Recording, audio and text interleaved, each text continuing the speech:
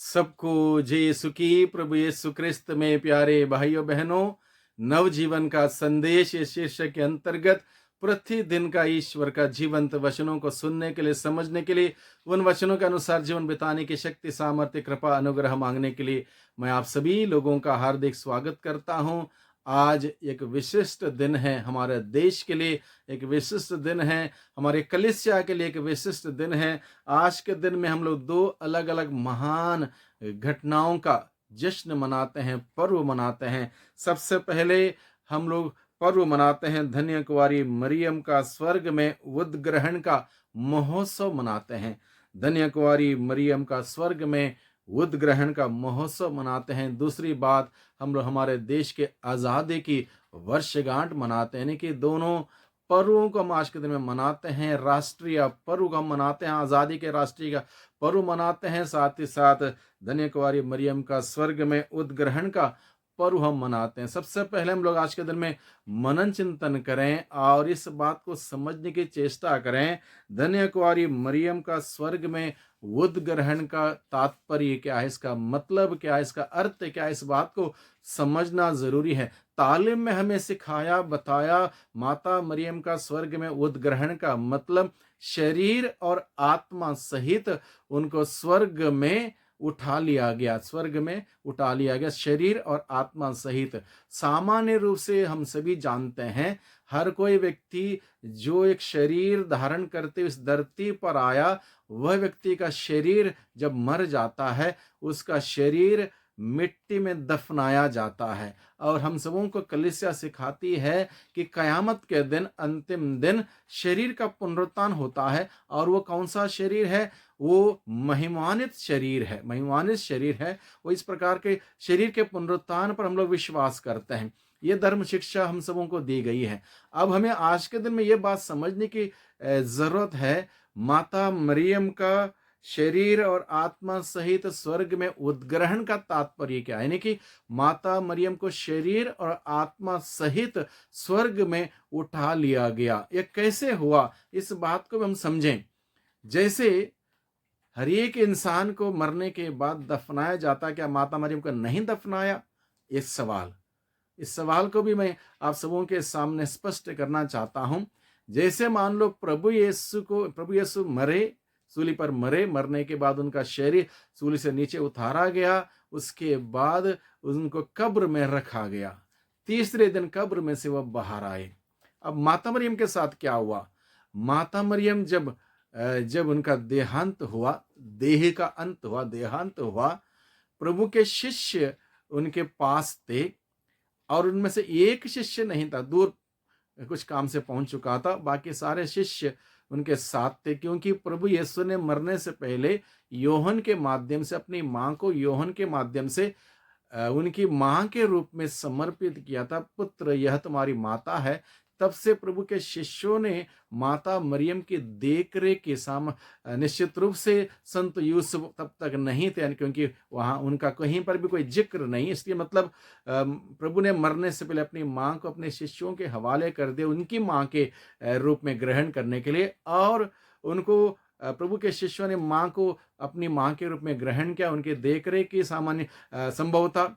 और जब उनकी मृत्यु हुई, प्रभु के शिष्य पास थे और प्रथा के अनुसार माता मरियम को भी कब्र में रखा गया।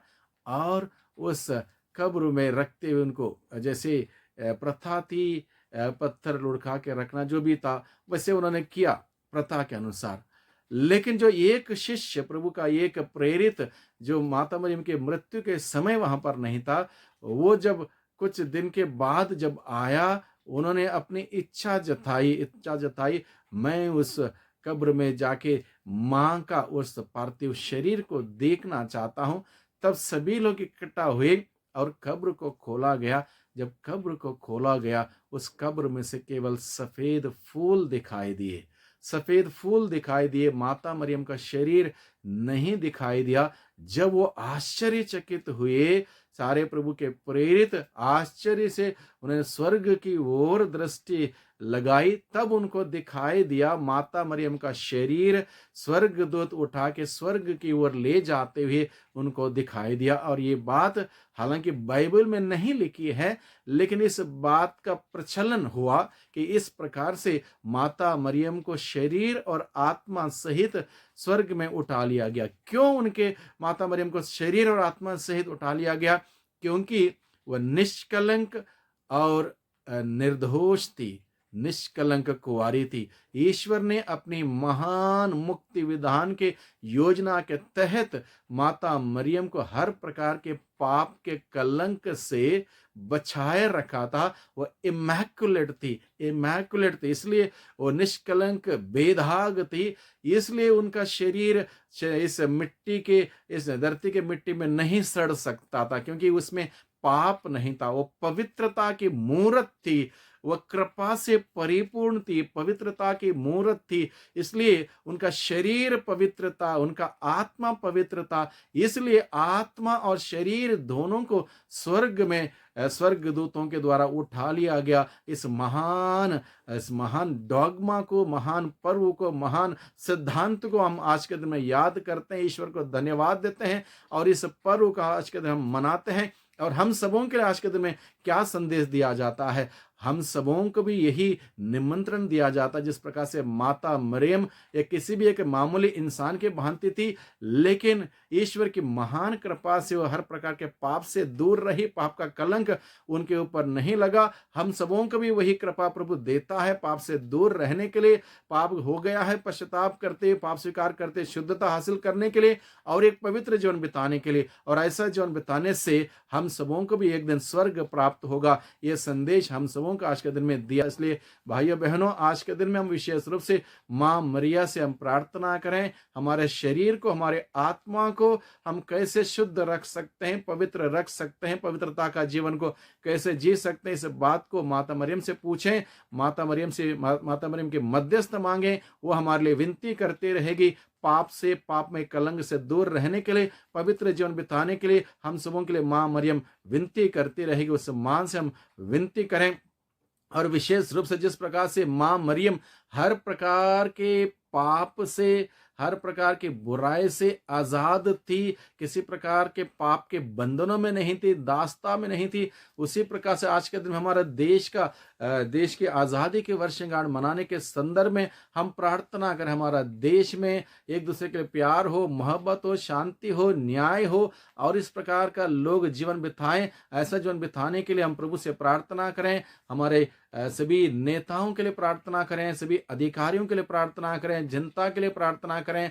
हर एक के मन में वही आज़ादी का अनुभव हो, यानी कि हर प्रकार के पाप के कलंक से दूर रहें, पाप की दास्ता से, बंधनों से दूर रहें, एक सच्चाई का, ईमानदारी का, प्यार का, न्याय का जीवन बिताने वाले हम सभी बने। हमारे देश में वही अमन चैन हमेशा बने रहे और उसी का हम प्रचार प्रसार करते रहें। इस प्रकार का जीवन बिताते हुए हम आज के इस पर्व को मनाएं। और ये पर्व ना केवल आज के लिए बल्कि वही आज़ादी का जीवन, जिस प्रकार से माता मरियम हर प्रकार के पाप की दास्ता से दूर थी, हम भी दूर रहें और इस प्रकार का जीवन बिताते हुए प्रभु का उस आनंद में सहभागी हो जाएं, प्रभु में आनंद मनाएं। वही आनंद खुशियां एक दूसरे के साथ बांटते हुए प्रभु की महिमा देखें, प्रभु की महिमा करें। वही प्रभु हम सबों को आशीष दें